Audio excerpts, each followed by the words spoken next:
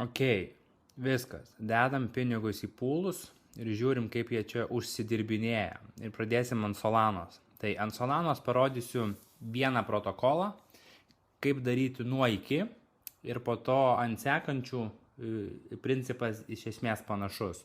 Tai pasidarysit jau patys. Tai protokolas, kurį dažniausiai naudoju DeFi'ui ant Solanos, yra Orca. Orca.so, būtent toks yra linkas. Atsidarot, Connect Wallet, Fantomas, prisikonektinat, pirmą kartą gal išmes lentutę. Wallete yra kažkokie balansai, tai šiaip Orca labai patogiai, automatiškai keičia assetus, jeigu reikia, pagal tam tikrą proporciją, kadangi dėsim tik į koncentruoto likvidumo pūlus, tai labai patogiai, kad Orca tą padaro už tave patį. Prijungus walletą, visų pirma swapas, tiesiog tradingas, tai būtent tai veikia DeFi'us, kai tu gali pasiswapinti iš vieno asseto į kitą. Va, kaip pavyzdys, aš turiu Solanos, man reikia USDC, aš ateinu, pasidarau 0.5 solo, pavyzdžiui, man yra paskaičiuojamas geriausias rautas ir paprasčiausiai paspaudžiu trade ir pasikeičiu į kitą tokeną. Tai būtent taip ir veikia DeFi'us, būtent taip žmonės tradina, sakykime, tiek per pačią Orca, tiek per patį Phantom. Jeigu tu per Phantomą padarysi swapą ir keisi, tarkim, $50 į Solaną, tau paskaičiuos geriausią vietą, per kur tu keisi, ir jisai tau pakeis. Tai Phantomas kartais ima Radiumą, kartais Orca, kartais Jupiter ir panašiai. Bet tai yra DeFi'us. Ir tada Orcoj tu eini į pools ir čia prasideda visa esmė. Ir šitas pūlas, SolUSDC, yra būtent tas pats, per kurį mes čia ir galėjom tradinti. Ane? Ir visa pūlo informacija yra tau čia surašyta. Tai yra yieldas, paros apyvartos, TVL'as yra Total Value Locked. Kiek pinigų šitam pūliui yra sudėta. Šiai dienai yra sudėta beveik 3,8 milai. Tai reiškia, tiek pinigų žmonės yra sumetę, ir fees, kiek fees per parą sugeneravo šitas pūlas. Tai yra $124 000. Tai visi šitie fees ir yra išdalinami visiems, kurie yra įdėję pinigų į šitą pūlą. Dabar pasispaudus ant pūlo atsidarys visa pūlo informacija ir mes turim du optionus. Tai yra full ir custom. Full range'as reiškia, kad tu dedi į senesnės kartos, pavadinkim, DeFi'us pūlą, kur gaunasi, kad nesvarbu, kokia yra asseto kaina, šiuo atveju Solana, tau visada yra mokamas palūkanos, fees, taip sakykim. Nesvarbu, kiek kainuoja Solana, jinai gali kainuoti, dabar kainuoja 109, jinai gali griūti iki 0 arba kilti iki milijardo, nėra skirtumo, tau vis tiek mokės. Bet skirtumas yra tas, kad, kaip ir pasakojau ankstesniuose video, kad didžioji dalis kapitalo yra neefektyviai panaudojama, dėl to buvo pereita ant naujos kartos DeFi'us pūlų, kurie yra koncentruoti. Tai pavyzdžiui, dedant į full range poziciją, tavo paros yieldas yra 0,022%, maždaug, jis vėlgi yra kintamas, bet tai rodo plus minus vidurkį. Tai gaunasi 0,02% per dieną, kas yra, iš esmės tikrai pakankamai neegzistuojantis yieldas. Bet jeigu tu pasidarai custom, tu turi galimybę nusistatyti range'ą. Ir tas range'as gali būti bet koks tu nori. Gali būti labai siauras, už kurį mokės daugiau, bet pozicija gali greitai išeiti iš range'o. Gali būti didžiulis, už kurį mokės mažiau, tu būsi pozicijoje ilgiau, bet paprasčiausiai gausi mažesnį procentą. Tai kaip pavyzdys, jeigu pati Orca siūlo tokį, pavadinkim, standartinį pūlą -3+3, reiškia nuo dabartinės kainos, +3 į viršų, +3 į apačią. Tie 3 tai procentai. Tai tarkim, šią minutę tas range'as būtų, kad viršutinė riba ties 1.7378, apatinė 1.6504. Ir šitam range'e, kol Solana stovi šitam range'e, tu uždirbinėjai fees. Ir tie fees, paėjus žemiau, rodo 1,72% per dieną. vėlgi, nereiškia, kad tiek ir bus kiekvieną dieną. Tai yra skaičiuojamas vidurkis ir šitas skaičius, aš sakyčiau, galima matyti jį plius minus ant 0, netgi ant 0,5% mažiau arba daugiau. Jeigu dabar rašo 1,729, tai realus gali būti tarp 1,1 ir 2,4 gal kažkas tokio per dieną. Tai yra, kaip pagalvoji, tai yra netoli 5, iš esmės netoli 60% per mėnesį, kas yra visiškas kosmosas, bet ko reikia nepamiršti, kad kainai išėjus iš tavo range'o, tu nebeuždirbi nieko. Ir priklausomai kaip jinai išeina, jeigu kaip pavyzdys Solana pradėjo važiuoti viršų ir, sakykime, išėjo iš šito range'o, tavo visa pozicija yra konvertuojama į USDC. Jeigu Solana pradėjo važiuoti į apačią ir išėjo per apatinį range'ą, tavo visa pozicija yra konvertuojama į Solana.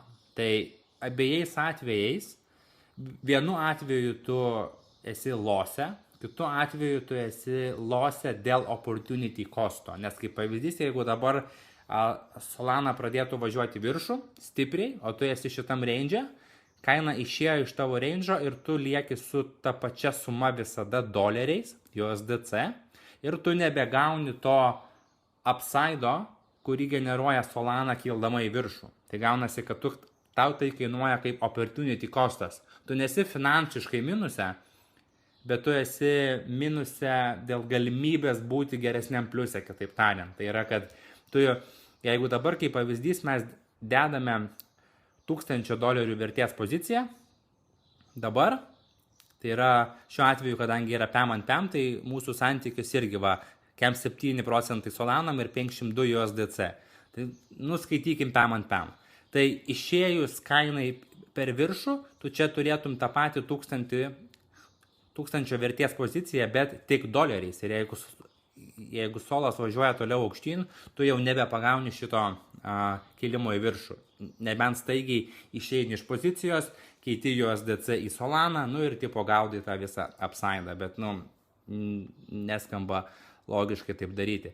Ir tada iš apačios yra viskas priešingai. Gaunasi, kad jeigu solas dabar nuvažiuoja į apačią ir išeina iš tavo range'o, tavo visas 1000 konvertuojasi į Solanas, kas jau yra mažiau negu 1000, nes pati Solana, kol važiavo į apačią iki range'o, konvertavosi vis daugiau į Solana, kas jau vertė yra mažesnė, ir kainai išėjus iš tavo range'o, tu jau nebeuždirbi fees ir turi mažesnę vertę. Ir jeigu tu nusprendi išeiti iš pozicijos ir fiksuoti losą, tu išeini iš pozicijos su 100% Solanos. Ir jeigu nori perėti iš naujo į poziciją ir pakeisti range'ą, automatiškai tu atpirkinėjai vėl į range'ą jau su mažesnė verte. Kaip pavyzdys, aiškinant labai paprastai primityviai, turėjai 1000, kaina išėjo per apačią ir, sakykime, solas nukrito ten dar 20% ir tu turi 800 vietoj 1000. Ir tu nori pakeisti poziciją. Tai tu išeini iš pozicijos ir turi 800 vertės Solaną, nes jinai yra nukritus. Ir iš tų 800 vėl įeidinėjai į naują poziciją, vėl keiti PEM ant PEM santykių arba kažkaip tai šiam ant kiam ir panašiai pagal tavo range'ą, tai tu jau įeini į poziciją vėl su mažesnė suma, užfiksavęs tą losą.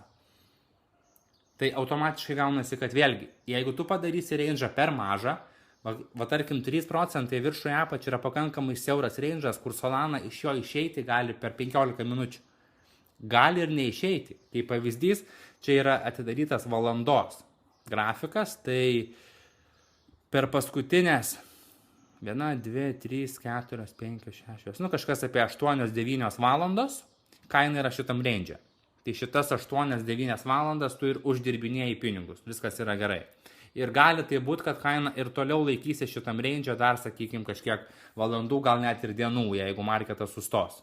Bet tą momentą, kai kaina išeina iš tavo range'o, tu nebeuždirbinėjai pinigų ir tavo pozicija pilnai konvertuojama į vieną arba kitą assetą.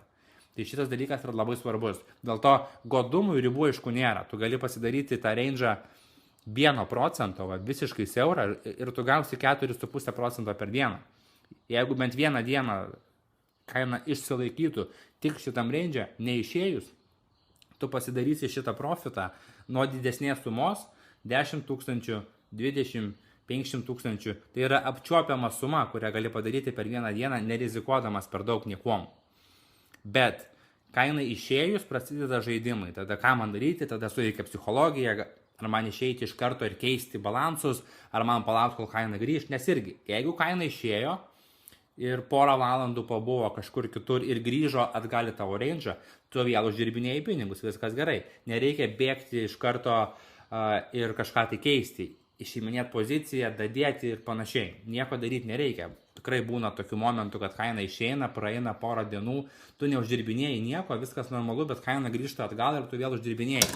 Ir viskas yra gerai. Tai range nustatymas yra esminis dalykas. Nesinori padaryti per mažo, kad būtum pozicijoje kuo ilgiau, ir nesinori padaryti per didelio, kad vėlgi, jeigu padarysi kainą plus 10 ir tai, sakykime, padarysi gerokai daugiau, sakykime, 288 ir 152, ne, va toks mega range'as, kur tu duodi Solanai 7% į viršų kilti ir 10 kristi, tu gausi 0,15 per dieną, maždaug, vėlgi. Viskas skaičiuoja su dabartiniu aktyvumu pūlo. Jeigu, tarkim, aktyvumas sumažės, šitie skaičiai gali kaltis per pusę į apačią. Iš kitos pusės, jeigu aktyvumas ant Solanos suaktyvės, šitie skaičiai gali kilti 2 kart daugiau ir į viršų. Tai čia, sakau, šitų skaičių remtis nelabai galima. Čia tokia kaip gairė, plus minus, ko gali tikėtis. Tai tas range'as turi būti logiškas. Tai šiai dienai, tiesiog kaip duot pavyzdį, aš padarysiu tą range'ą paprastesnį. Užmeskim akį visų pirma, kaip čia kas atrodo ant tos Solanos.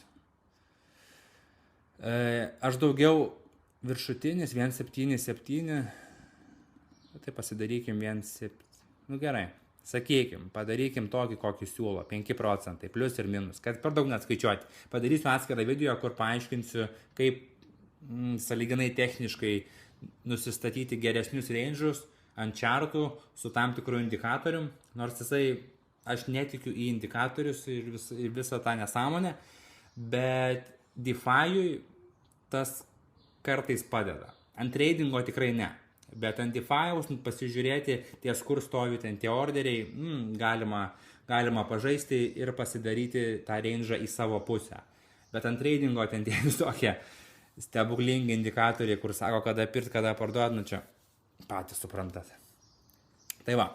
Tai gerai, sakykim, pasidarom 5% į apačią į viršų, tai visai toksai, jeigu marketas neaktyvus, geras range'as, jeigu marketas suaktyvėja, šitas gali išeiti iš range'o per, 20 minučių. Bet šiai dienai dėl pavyzdžio paliekam šitą. Tai tu nusistatai range'ą, gali dėti kokį norit, aš tiesiog į pavyzdį padarysim plus minus 5% į abi pusės. Man ten tie 3 ar 1, čia yra nerealu, 10 yra pakankamai neblogai, bet vėlgi aš visada žiūriu į kažkurią vieną pusę daugiau. Tai jeigu mano nuomonė, marketas gali važiuoti viršų per ateinantį, pavadinkim, mėnesį, tai aš geriau pasidarysiu mažesnį range'ą, tarkim 100, dabar jeigu 1,9, aš pasidarysiu vieną šiam, bet į viršų duosiu daugiau vietos kilti, tarkim iki 2,10 kaip pavyzdys. Nes net ir 0,9% per dieną, aišku, tiek nesigauna realiai, bet tai yra kosminis skaičius, nes tu pasidarai 30% per mėnesį, maždaug, jeigu taip ir marketas laikytas kaip yra dabar, tai yra kosminiai skaičiai, įsivaizduokit patys nuo 100k depozito, kokį uždarbį tu uždirbi per mėnesį. Ir čia nėra jokio skemo, čia nėra jokių nesąmonių ir panašiai, ta prasme, tu čia nieko netreidini, negaudini ir nieko neapgaudinėjai, tu tiesiog naudojasi marketo galimybėm. Tai gerai, važiuojam toliau, rodau, kaip dabar įeinam į poziciją. Tai pasidarėm range'ą, viskas, minus 5 plus 5, mums santykis depozito bus CAM 9,9 ant Solo ir PAM 0,1 USDC, tai pretty much 50-50. Ir dabar Orca turi labai gerą funkciją, auto swap, tai tu ją įsijungi ir protokolas pats pagal tavo turimą balansą paskirstys tau tą visą santykį. Tai tu gali volete turėti tik Solana arba tik USDC arba biškito, bet nebūtinai šitam santyki.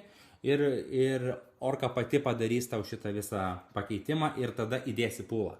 Pavyzdžiui, Uniswap'e ant Base'o protokolų taip nepasidaro. Dėl to yra biški nepatogu. Po to jau įėjus į poziciją galima migruoti į automatizuotus pūlus ir tenai galima biški pažaisti kitaip. Nereikia daug ko daryti pačiam, bet čia parodysiu po to. Bet ant Solano šiai dienai kol kas mes turim Orca, kuri automatiškai tą duoda. Tai sakykime, aš noriu dėti iš mano walleto, max aš galiu dėti 1,5 ir iš USDC max 252, nors turiu 500 kem, bet jeigu reikėtų dalinti į šitą santykį, tai jisai paskaičiuoja automatiškai. Ir šitas dalykas keičiasi visada pagal tai, koks dabar pūlė aktyvumas. Ir šitie skaičiai irgi, kaip mato, keičiasi kas minutę. Tai sakykime, aš noriu dėti vieną solą, tai dabar dėsis vienas solas 107 baksų ir 172 baksai USDC. Aš turiu pakankamai tiek USDC, tiek solų, man nereikia nieko papildomai swapinti, bet jeigu aš norėčiau, tarkim, dėti maksimaliai USDC, tai man reikėtų 1,5 solo, tai pirmą jis turėtų, step 1 tada gaunasi, kad treidas, jisai pakeičia iš mano USDC į solą, tiek kiek man trūksta, ir tada antras stepsas būna dėti jau į pūlą. Aš noriu dėti, tarkim, vieną solą ir tai gaunasi $107 solo ir 107 USDC. Kadangi tiek wallet'e turiu, aš galiu dėti iškart į pūlą, man nereikia daryti papildomo stepso. Tai spaudžiam deposit, to jis vėlgi perskaičiuoja, tai iš viso mes įdėsim 300 kem baksų. Spaudžiam deposit, Phantom wallet'as iššoks su patvirtinimu. Pakonfirminam. Ir viskas. Mes esam šitoj pozicijoje. Dabar einam į savo portfolio ir matysim savo poziciją. Mūsų balansas. Pending yieldas tai yra kiek pinigų jau prisikaupė. Tai yra iš fees, kiek tu jau turi, čia yra tavo profitas. Čia yra tavo estimation yieldas per parą, tai 0,9% rodo dabar. Iš tikrųjų paliksiu šitą poziciją porai dienų ir tarkim, kai darysim sekantį video, po poros dienų, bet kurią temą, kurią darysiu, tiesiog parodysiu, kaip tai atrodo ir galėsim pasimti. Čia profito daug nebus, bus kažkiek gal doleriukų.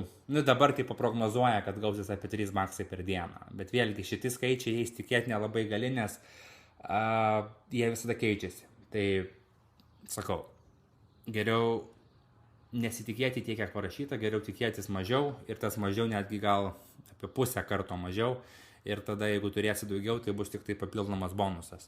Tada position ranges, tai rodo koks tavo dabartinis range'as ir kur yra kaina, tai tol kol kaina čia vaikšto, tu ir esi savo pozicijoje, jeigu kaina pradeda kristi žemiau, tai užėjęs ant balanso savo, tu matai, kiek tu turi Solanos ir kiek turi dolerių. Tai pavyzdžiui dabar, jeigu solas pradėtų važiuoti į apačią, link 100 šiam, tai man balanse daugėtų Solanos ir mažėtų USDC.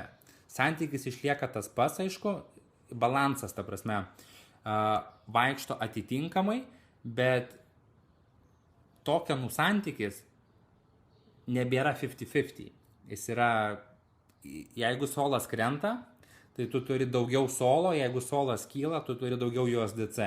Ir tas pats būtų, tarkim, bet kuriam kitam pūlė. Jeigu tu eitum į kitą pūlą, tarkim, Fartcoin prieš Solaną. Fartcoinas čia vienas didesnių meme coinų ant Solanos. Tai tu vėlgi, jeigu dedi į šitą pūlą, čia procentai visai kiti. Tarkim, plus 5, minus 5 yra 1,8% per dieną, bet reikia nepamiršti, kad Fartcoinas yra pakankamai keistas meme coinas, jis neturi kažkokio pagrindo ir jeigu kaina išeitų per apačią ir važiuotų toliau į apačią, jisai tikimybė, kad grįž yra gerokai mažesnė negu ant blue chipo kaip solas. Tai vėlgi tie procentai būna didesni, bet rizika irgi yra didesnė, kad išėjus per apačią tu niekada nebeatsimsi pinigų. O skirtumas, kad tau spės prigeneruoti pakankamai fees, kad tau pakaverintų, jeigu ką, išėjimą per apačią, iš pozicijos irgi yra, toksai, žinai, reikia daugiau skaičiuoti ir daugiau pagalvoti. Bet taip žiūrint į čartą, tas Fartcoinas jisai pagrindė juda šonu, nieko per daug nedaro, marketas neaktyvus, tu gali pasikelti čia tą range'ą, sakykim, va kažkas tokio va, apatinis range'as visai gerai va, gaunas kažkas tokio va, ir jisai čia šitam range'e stovi jau N dienų, nu tai tau po 1,3% dieną ir kapsi, tai tol, kol jisai taip juda, valio, tu gali pasidaryti iš tikrųjų nemažai profito su didesniu depozu, va, tarkim 10K įsimetį, tu gauni maždaug procentą per dieną, nerealiai. Bet tol, kol nežaidžiam, tol, kol neįsivažiavę esate, neduokit savo godumui laimėti ir nedėkit tų pinigų į siaurus range'us, į meme coinus, ten, kur dideli procentai, nes realybė yra kitokia. Tai portfolio vėl pradeda kapsėti tau viskas čia ir tu paprasčiausiai matai savo poziciją. Dabar jeigu nori poziciją modifikuoti, tai tu gali dadėti pinigų į pūlą arba išsimti. Pakeisti šito range'o tu nebegali. Tu, jeigu nori keisti range'ą, turi uždaryti poziciją, tai yra spaudi ant taškiukų ir spaudi a close position, tai jisai tau uždarys visą poziciją ir atiduos visą pending yieldą. Ane? Ir viskas. Ir tu atsimsi santykių tokių, kokiu bus tuo momentu. Ane? Ir jie bus tavo wallet'e ir viskas. Jeigu tu nori išimti dalį pinigų, kažkas atsitiko, buvo 3 dabar yra 3 nori, tau $100 reikia kažką daryti, būtinai dega pasimti $100. Tai tu spaudi withdraw liquidity ir pasirenki, ką tu nori čia išsimti. Tai nori ten išsimti 20% vertės, 10% arba specifiškai kažkiek, tiesiog ranką įvedi ir gali išsivesti. Jeigu nori dadėti į šitą range'ą, jeigu matai, kad gerai kala, geri procentai, kaina juda šonu, nekyla, nekrenta, procentai tie patys, dėl ko nedadėti. Tai tu ateini, tada spaudi ant deposit ir tiesiog dameti daugiau babkių į šitą pūlą. Viskas. Paprastai. Ir kur details tau rodo, kur dabar kaina, kur tavo range'as, o šitas kalnas fone rodo, kurioje vietoje yra likvidumo daugiausiai sudėta. Tai realiai ties 169, 1,7 kažkiek, čia yra daugiausiai likvidičio ir sudėta kitų žmonių, kitų pinigų ir panašiai. Tavo santykis ir ta prasme, tiesiog visa info apie šitą pūlą. Uždarom ir viskas. Ir tau pinigai kapsi. Pending yieldas, 2 centukus uždirbom ir norint pasimti, gale savaitės, gale dienos, gale mėnesio, kaip alga, nežinau, nesvarbu. Kada tik nori, spaudi harvest yield ir jis tau nuskaičiuoja šitą tavo pending yieldą. Tu gali turėti daug pūlų, gali turėti vieną mažą, vieną siaurą, vieną didelį, tai čia yra vėlgi jau strateginiai dalykai. Tarkim, aš kaip operuoju, dažnai ant Solanos turiu 2 pūlus, turiu vieną siauresnį, kuris yra kiek rizikingesnis ir iš jo dažnai kaina išeina, bet šalia turiu didesnį pūlą su didesniu range'u, didesnė suma, kur net jeigu ir iš pirmo pūlo mažesnio man kaina išeina, aš turiu antrą pūlą, kuris dengia vidinį pūlą, tą mažesnį, ir aš vis tiek uždirbinėju fees. Ir tas mažesnis pūlas, jisai gali taškytis, bet jeigu jisai būna range'e, jisai generuoja gerus procentus. Čia vienas iš metodų labai primityvus. Yra kitų metodų, kaip hedžinti prieš savo LP poziciją. Tai jeigu, tarkim, matai, kad marketas važiuoja į apačią, tai tu pasiruoši shortą per Hyperliquid, kaip pavyzdys ant DeFi'os Perpetual Futures'u, atsidarai Hyperliquid'ą ir kai kaina išvažiuoja iš tavo range'o per apačią, tu eini į tokio padydžio shortą. Pasižiūri, kiek solo tu turi tuo metu ir tokio padydžio shortą atsidarai per Hyperliquid'ą. Tai gaunas, tu esi delta neutral. Net jeigu ir pozicija išėjo iš tavo range'o, važiuoja į apačią, tavo LP vertė yra konvertuojama 100% į Solaną ir jinai mažėja, jos vertė mažėja, nes jinai krenta, bet tavo shortas tau daro profitą. Ir finale, kai kaina grįžta atgal, tu užsidarai savo shortą su break-even, kaina grįžta atgal į pūlą ir tu praktiškai esi delta neutral, tu vis tiek nieko nepraradai. Ir tas pats gali būti per viršų. Čia paaiškinsiu vėliau, jeigu reikės. Tai va, ir tokiu principu įeidinėjai į pūlus visose protokoluose. Anorkos viskas labai yra smooth, labai gražiai sudėliotas, UI'us, viskas yra patogu. Tarkim, tu gali eiti į Radiumą, kas yra didesnis protokolas, su daugiau, šiaip skiriasi, kartais daugiau, kartais mažiau volumo turi, tai Radiumas, tai Orca ant tam tikrų pūlų. Ant Radiumo launčinasi visi meme-coinai, visokios tos nesąmonės ir panašiai. Tai galbūt ir galimybių yra daugiau, bet tos galimybės tik jeigu tu gaudai tas visas, pavadinkim, tos meme-coinus ir nori dėti liquidity į juos, nu tai čia tų galimybių gal daugiau. Bet pats protokolo veikimas man nepatinka, jisai dažnai palūšta, pastringa, dažnai nepasispaudžia iki galo, nu toksai sau. Bet iš esmės yra tas pats, eini į liquidity, yra koncentruoti pūlai, tai ten, kur tu nusistatai range'ą, ir yra standartiniai pūlai, kur yra pilno range'o pozicijos. Ir vat atsiranda visokių meme-coinų, kur duoda kosminius procentus, bet nu net nežiūrėkite juos. Nėra tikslo, tie procentai nesilaiko, tie coinai miršta, nu tiesiog. Jeigu turit kažkokį fund capital, alokavę į DeFi, kuris neprofesionaliam naudojimui, ne gerose pūlose, normaliai uždirbinėti pinigus, bet biški pagemblint, tai galima eiti per šitus pūlus, vis tiek rizika yra mažesnė negu patį meme-coiną gaudyti ir tie fees, nu, galima pageneruoti gan greitai ir stipriai, bet tikrai neprofesionaliam naudojimui. O kur koncentruoti, va tarkim, lygiai tas pats pūlas, va yra Sol USDC, bet matosi, kad pinigų jam yra gerokai mažiau, volumas gal ir panašus, fees beveik negeneruoja, Anorko šitie skaičiai gerokai didesni. Ir čia yra visko. Yra kitas pūlas su biški didesniu. Vėlgi yra Sol USDC ir Sol USDC. Tarkim, du tokie patys pūlai. Bet čia skiriasi fee tieras. Va čia tu moki už pavedimą 0,04%, čia moki 0,01. Skirtumas vėlgi visi gal sakys, o tai dėl ko man mokėti 0,04, galiu eiti kur pigiau. Gali, bet kartais dėl tam tikrų priežasčių, kaip pamiršau kaip žodis dabar verčiasi.